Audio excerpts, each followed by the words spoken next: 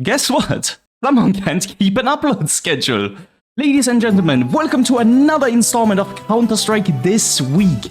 In this little show of mine, we cover the happenings of the Counter-Strike world over the past week, primarily in the esports section. Now, the keen viewers of mine might have noticed that last week's installment didn't happen. There is a particular reason for that, and it's actually a pretty good one, which is I wanted to change the upload schedule from the first day that I uploaded the first episode to a Monday. At the time of recording, we have Wednesday, so I kind of messed it up. As compensation for missing last week, of course, we're gonna have an XXL episode today. And it all starts here. Welcome back to the Blast Bounty, the series that made the thumbnail of last week look like an absolute joke and made me look like a complete schizophreniac. Nonetheless, we're not here to talk about Team Liquid surprisingly today. We're actually here to talk about the bigger game, the Mongolzbros versus Aurora. This will be a repeating thing, we're gonna talk about this a lot. Now, the Blast Bounty game between the two was very exciting, all two maps of it. In the first map, it was a pretty close affair between the two teams, Mongols just barely eking out a win with a 16-14 against Aurora. Map 2, however, initially looked like Mongols were just a bunch of silvers that Aurora could easily curb stomp over and make their way to the semis. Then the Mongols turned up and turned the game up on its head. The yearly tradition, around about 365 days after CLAN destroyed Liquid in the exact same fashion on the exact same map, by the way, continues, this time with Mongols and Aurora. Oh boy, I do hope that has no lasting effects whatsoever for the Aurora squad facing this loss against the Mongols. Also, I've changed my mind. We're gonna talk about Team Liquid, okay? We cannot go a Cstw episode without talking about Team Liquid. Now, while their performances still resemble the consistency of a wet croissant, in the match against Vitality, they actually played pretty well. And this was supposed to be a one and done for Vitality. It is firmly beyond me, okay? It is completely beyond me how a team can go quintuple overtime against Ecstatic and then have their AWPA outfrag Cstw in a head-to-head. Where is the consistency? Genuinely, where do we rank Liquid? There is like no consistent place where we can rank. I know Vitality is not the same it was before, we're gonna get deeper that into the episode, but like, come on bro, where do you rank these guys? Sometimes they look like the second best team in the world, and other times they look like Tier 7 Counter-Strike. The Team Liquid is the most confusing team in the world to me. Not only that, but in both the pre-show and during the match, the casters and Swiss were trying to get Vitality to follow the gimmick of Blast Bounty of betting at least some sort of money on the match. Say Vitality didn't want to have anything to do with it. Nothing at all. But, you know, how about we do €1 and you do 100? €1 to 100 euros. What do you think about that? Of course not. 50 to 500. 50 euros. Stop annoying me. So much so they didn't want to have anything to do with it that at some point Twist got seduced by Ross. Nonetheless, the Mongols looked amazing in those quarterfinals. I doubt they can pull off the same type of comeback against Vitality in the semifinals, even though they looked a bit weak against Liquid. I think Vitality should have the number over the Mongols again. Again, it took the Mongols 9 tries to beat them the first. Oh my god, they beat them again. Cstw actually got clip farmed in that match. Now, while the first map was not really a contest, to be honest, with the Mongols not firmly having the edge over Vitality on Mirage in every possible way, the second map looked to be almost the exact same up until a late Vitality comeback was started. The Mongols were severely, and I mean severely, in the lead on Inferno at halftime. Now, Vitality did mount a pretty good comeback. However, this entire momentum, the entire comeback, was stopped by this clip. Blitz has got that AK. If Cstw was meant to be the difference maker, then this is the moment. Apex is recovered. Can Cstw get 12? Oh, yeah! Blitz clutch! You give him a chance, and he'll snare you. I mean, I don't know what to say. Cstw virtually got clip farmed by Blitz there. Like, what divine intervention did the Mongols have in that game for Blitz to just crouch right there? This might go down as one of the, like, craziest misses from Cstw in potentially his whole career. Because he should have had that, like, 10 out of 10 times. It was literally frame-perfect ducking. It is divine intervention. I know Astralis had a pretty similar run when they had their dominance back in their glory days, right? where they were dominating at first, then they had like a halftime break where it was like, oh, they were finishing like mid-table a couple times, you know, still doing good, but like not doing well, and then they were performing again. Does Vitality do the same? I don't know. They haven't looked as convincing ever since the second half of the season has started. It is... Some people even have said that, like, Vitality apparently is just avoiding Spirit because they know Sway will mock everybody else on that team. Now, sadly, it wasn't quite enough for the Mongols after 2 amazing matches, both against Aurora and Vitality. Clinched the trophy in the final as they fell victim to another 0-3 final against Spirit this time. I swear to God, we cannot get a proper final this year. Like, every single final, and I mean without exception, every single final we've had this year was a complete and utter blowout. I don't think I remember a good final this year. We've had so many bad finals. The semi-finals, amazing. The quarterfinals, amazing. Grand final, not worth watching. It did lead to some funny clips and a pretty heartfelt moment of Zontix claiming his final trophy, possibly with Spirit. There's just some rumors that this entire thing could be fake. I don't know what those are coming from. It's pretty much confirmed, I thought. It did look like the trophy was made out of paper. I don't know about that. Like, it looked pretty light. I know it's not a big trophy, but it looked pretty light. Yeah, I think officially we can call Spirit the second strongest org at this point. I think they are a pretty convincing team. Even with the departure of Zontix, I think their team is just going to get stronger from this point out. Now, as this is an XXXL episode, we still, as you might be able to see at the bottom, have a lot of video to go. We're going to go directly into the EWC. We're not going to do Blast Bounty back-to-back with the EWC. We have actually... And I'm gonna drop the charade for a second. We actually do have some pretty sad news. I know this is probably old news for most people. Again, sorry that the video is coming out so late. But Complexity, the long-standing CS org, has disbanded the CS2 division. This is due to financial reasons. With the owner dropping a very, very heartfelt video why the company has run into such big financial issues. If this was any other channel, I'd go into deep as to why Complexity fell apart, and I would overanalyze the video potentially a whole lot.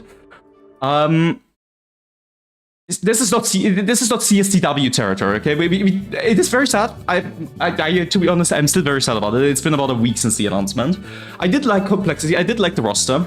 But let's look at the real part, okay? First up, the sticker market. The Complexity stickers have absolutely exploded from the last major. Even the generic Complexity sticker from the last major at Austin 2025 was worth around $3 for a day. The prices since then have obviously gone down. The most expensive sticker was around about, I think, around 120 euros. Has gone back down now. I have a strong suspicion this will happen a second time, because this might be the last time we ever see Complexity. Although, that's what I thought initially. As it turns out, the Complexity roster isn't gone. Alex, Valium, how is that possible? I thought the org just got disbanded. I thought you just talked about the sticker market and some possible speculations, which, by the way, don't take financial advice from me. I'm very bad with that shit, okay?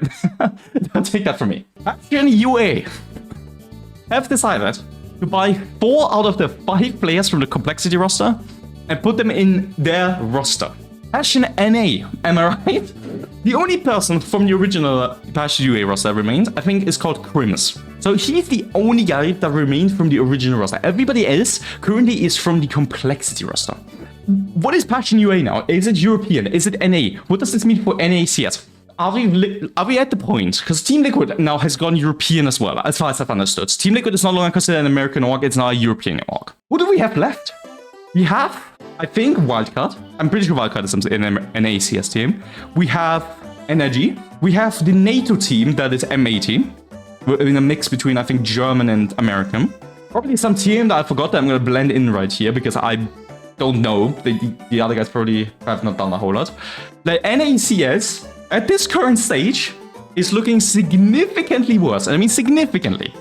Than Asian CS, which is not a sentence I expected to say coming into 2025. Yeah, NACS needs a reset. We need to like factory reset that entire region. We need to like.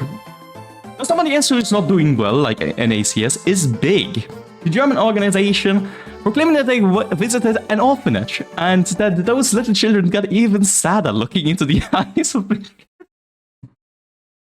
That might be the post of the week. I can't even lie. Something else that happened over the course of that week that kind of got, I think, swept a bit too quickly under the mind of most people is, not I've mentioned him beforehand, Tylu's Twitter. It got hacked. And nobody realized because the hack was hilarious. Now, initially, I think basically everybody thought the Orcs admin was pulling a giant prank. Here's the post in question.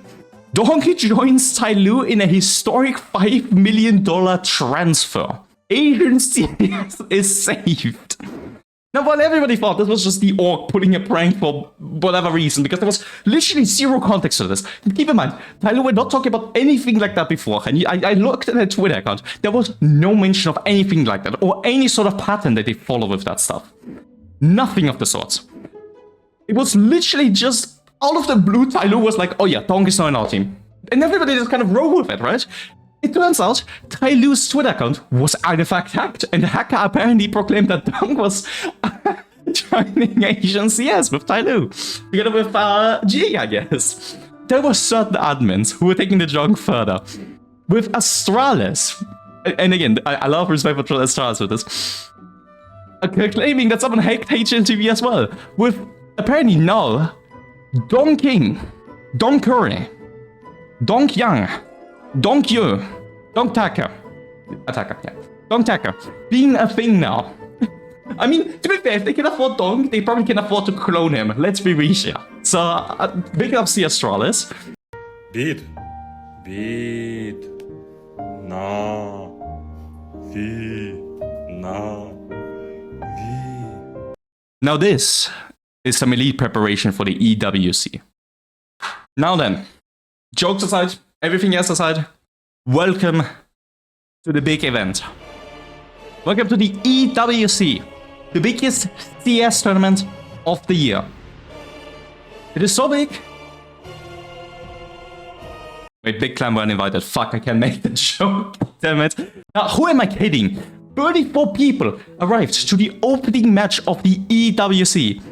What? Now let's get into the EWC itself. It's actually an exciting tournament. And it starts off big immediately, because we have some incredible shockers. First of all, and big shoutouts to them, Team Liquid again. I'm so glad I get to talk positively about you guys. They play consistent again. They have played consistent. Team Liquid, the team that can't play consistent, played consistent. It is a miracle. Granted, they didn't win, right? They played against Vitality again, hence them playing consistent. But they didn't win again.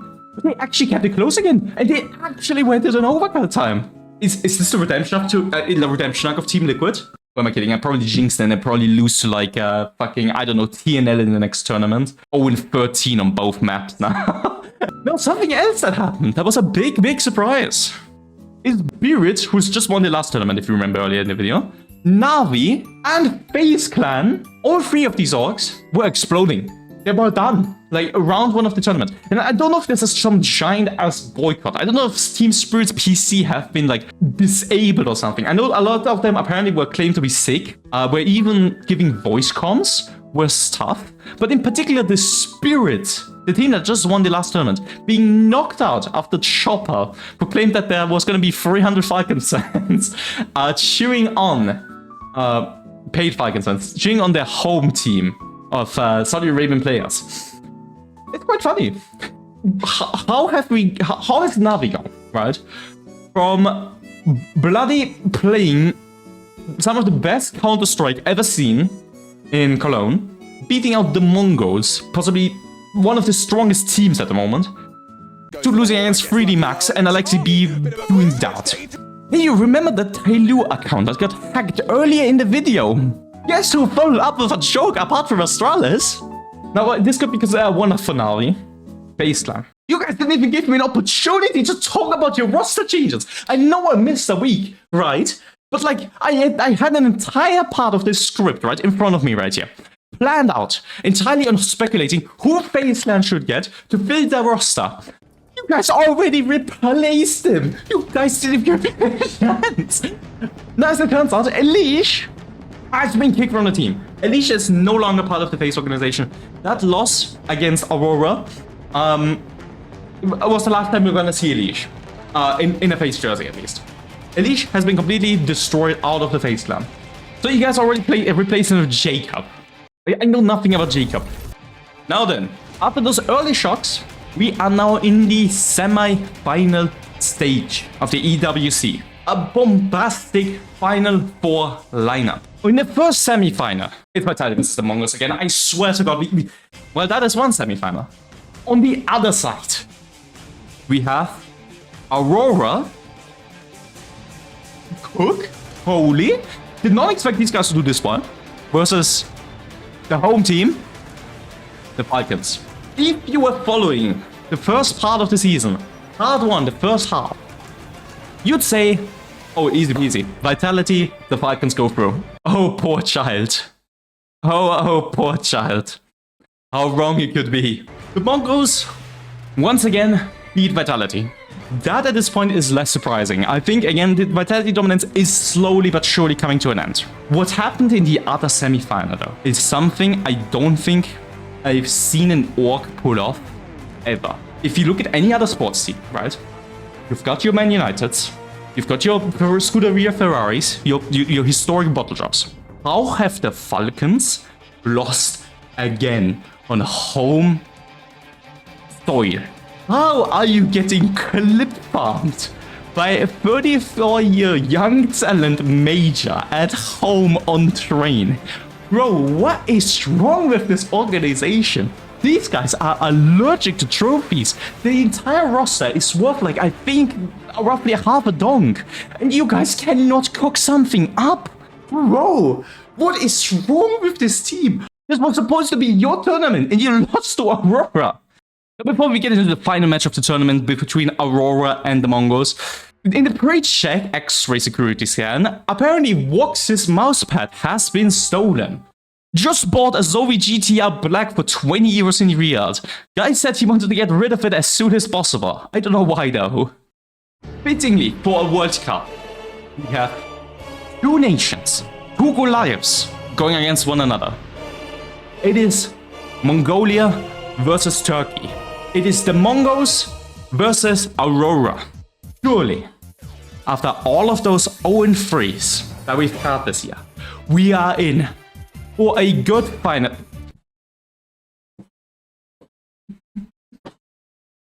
Oh, you can't be having this. I want one good final. I am extremely glad the Mongols won it. I think they the whole way deserved it.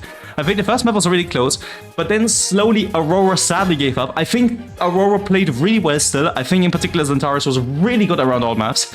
The Mongols, for the first time ever, win a proper S-tier tournament. Congratulations to the Mongols. Countless clips of the Mongol scenes in Mongolia of the fans. I think they broke a new record in attendance on live streams with around about 180,000 people watching the stream in Mongolian, let alone English. Now as the Mongols rejoice every single team, I think, on the world, including also some players in the form of Karrigan and Apex, we're congratulating the Mongols on their final success. Apart from Heroic, who were just slandering Aurora. И теперь...